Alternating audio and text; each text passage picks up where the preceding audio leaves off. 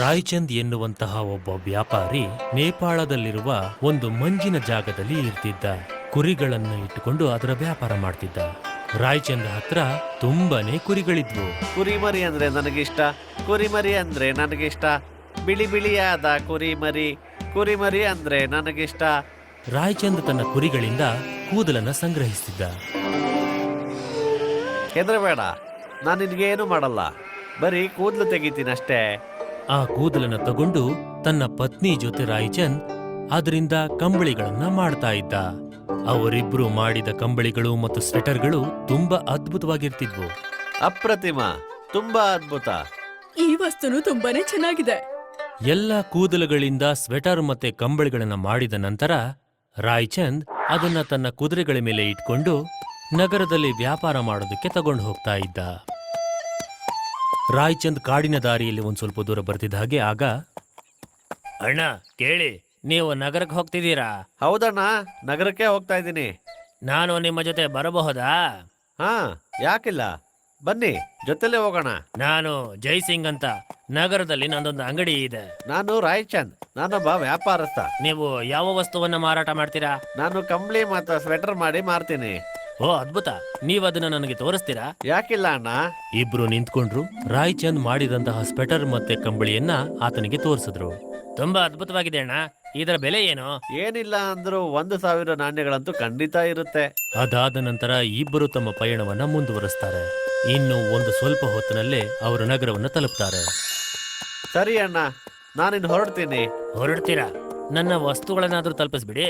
ಈ ವಸ್ತುಗಳು ನನ್ನದು. ನಿಮ್ದು ಹೇಗಾಗತ್ತೆ? ಈ ವಸ್ತು ನನ್ನದು. ಏನ್ ಮಾತಾಡ್ತಿದ್ದೀರಾ ಅಣ್ಣ ನೀವು? ನಾನಂತೂ ನಿಮಗೆ ಜೊತೆಲಿ ಬರೋದಕ್ಕೆ ಅನುಮತಿ ಕೊಟ್ಟೆ. ನೀವು ನೋಡಿದ್ರೆ ನನ್ನ ವಸ್ತುಗಳನ್ನ ನಿಮ್ಮದು ಅಂತಿದ್ದೀರಾ. ನಾನು ಹೇಳ್ಬೇಕಾಗಿರೋದ್ನ ನೀನ್ ಹೇಳ್ತಾ ಇದ್ಯಾ. ನಿನ್ನನ್ನ ನನ್ ಜೊತೆ ಬರೋದಕ್ಕೆ ಹೇಳ್ದೆ, ನನ್ನ ವಸ್ತುನ ನಿಂದು ಅಂತ ಹೇಳ್ತಾ ಇದೀಯಾ. ಆಗ ಅಕ್ಕಪಕ್ಕದಲ್ಲಿ ಒಂದಷ್ಟು ಜನ ಸೇರ್ಕೊಂಡ್ರು. ನೀವೊಂದು ಕೆಲಸ ಮಾಡಿ, ನೀವಿಬ್ರು ಸೇರಿ ನಾಯಕರ ಹತ್ರ ಹೋಗಿ, ಅವ್ರು ಈ ನಗರದ ಎಲ್ಲ ಸಮಸ್ಯೆಗಳನ್ನು ಪರಿಹಾರ ಮಾಡ್ತಾರೆ. ನಿಮ್ಮ ಸಮಸ್ಯೆಗೂ ಖಂಡಿತ ಪರಿಹಾರ ಕೊಡ್ತಾರೆ. ಅವರಿಬ್ರು ನಾಯಕರ ಹತ್ರ ಹೋದ್ರು. ಹೇಳಿ, ನಿಮ್ಮಿಬ್ಬರದು ಏನ್ ಸಮಸ್ಯೆ? ನಾನು ರಾಯ್ಚಂದ್ ಅಂತ, ಸ್ವೆಟರ್ ಮತ್ತು ಕಂಬಳಿಗಳ ವ್ಯಾಪಾರಿ. ನಾನು ನನ್ನ ವಸ್ತುಗಳನ್ನ ನಗರದಲ್ಲಿ ಮಾರೋದಕ್ಕೆ ಅಂತ ಬರ್ತಾ ಇದ್ದೆ. ಆಗ ನನಗೆ ಜೈಸಿಂಗ್ ರಸ್ತೆನಲ್ಲಿ ಸಿಕ್ಕಿದ್ರು. ಅವರು ನನ್ನ ಜೊತೆಲಿ ಬರ್ತೀನಿ ಅಂತ ಕೇಳಿದ್ರು. ಆಗ ನಾನು ನನ್ನ ಜೊತೆ ಕರ್ಕೊಂಡು ಬಂದೆ. ಆದ್ರೆ ಅವರು ಇಲ್ಲಿಗೆ ಬಂದ ಮೇಲೆ ನನ್ನ ವಸ್ತುನೆಲ್ಲ ಅವ್ರದ್ದು ಅಂತ ಹೇಳ್ತಾ ಇದ್ದಾರೆ. ಇಲ್ಲ ನಾಯಕರೇ, ಇವನು ಸುಳ್ಳು ಹೇಳ್ತಿದ್ದಾನೆ.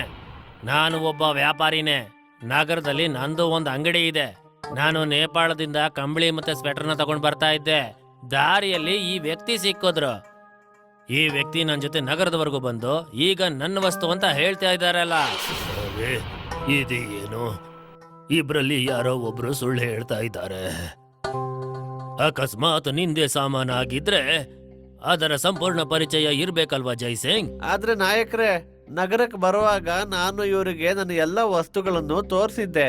ಹಾಗಾಗಿ ಇವರಿಗೆ ನನ್ನ ಎಲ್ಲ ವಸ್ತುಗಳು ಗೊತ್ತಿರುತ್ತೆ ಅಲ್ವಾ? ನಾಯಕವರು ಯೋಚಿಸಿದ್ರು.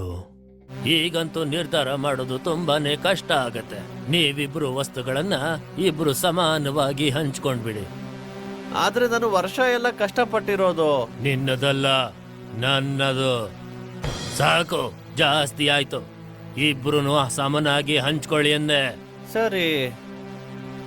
ನಾಯಕ್ ಅವರ ಮಾತು ಕೇಳ್ತಿದ್ದ ಹಾಗೇನೆ ಇಬ್ರು ಕಂಬಳಿ ಮತ್ತೆ ಸ್ವೆಟರ್ನ ಇಬ್ರು ಹಂಚ್ಕೊಂಡ್ರು. ಆಗ ನಾಯಕರು ರಾಯ್ಚಂದ್ರ ಹತ್ರ ಹೋದ್ರು. ರಾಯ್ಚಂದ್, ಈಗ ನಿಂದು ಇಷ್ಟೆಲ್ಲ ನಷ್ಟವಾಗಿದೆಯಲ್ಲ, ಈಗ ನಿನ್ನತ್ರ ಏನು ಉಳಿದಿದೆಯೋ ಅದನ್ನ ನನಗೆ ನೀನು ಎಷ್ಟಕ್ಕೆ ಮಾರ್ತೀಯ? 500 ನಾಣ್ಯಗಳು. ನಾನ್ ನಿನಗೆ 250 ನಾಣ್ಯನ್ ಕೊಡಬಲ್ಲೆ. ಖಂಡಿತ ಆಗೋದಿಲ್ಲ ನಾಯಕರೇ, ವರ್ಷ ಎಲ್ಲ ಕಷ್ಟಪಟ್ಟಿರೋದು. ಇಷ್ಟು ಕಡಿಮೆಗೆ ಕೊಡೋದಕ್ಕೆ ಸಾಧ್ಯ ಇಲ್ಲ. ನಂತರ ನಾಯಕರು ಜೈಸಿಂಗ್ ಹತ್ರ ಹೋದ್ರು. ನಿನಗಂತೂ ತುಂಬಾನೇ ಕೆಟ್ಟದಾಯ್ತು.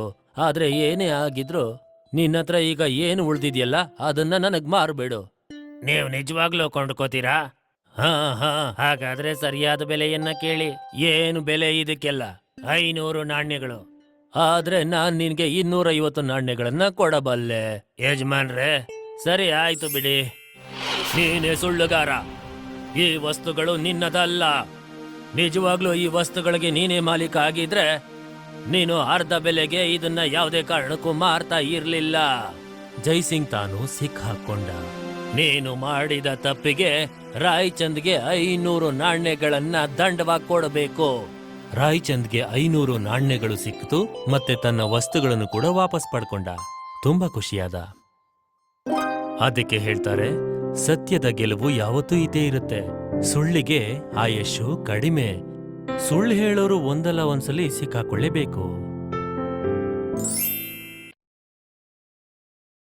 ಹಾಯ್, ನಾನು ಶೈನಿ. ನೀವ್ ನನ್ನನ್ನ ಹೀಗೆ ನೋಡೋಕ್ ಇಷ್ಟಪಟ್ರೆ ಈ ವಿಡಿಯೋನ ಖಂಡಿತವಾಗ್ಲೂ ಶೇರ್ ಮಾಡಿ. ಮತ್ತೆ ಹಾ, ಈ ಚಾನೆಲ್ಗೆ ಸಬ್ಸ್ಕ್ರೈಬ್ ಆಗೋದನ್ ಮರಿಬೇಡಿ.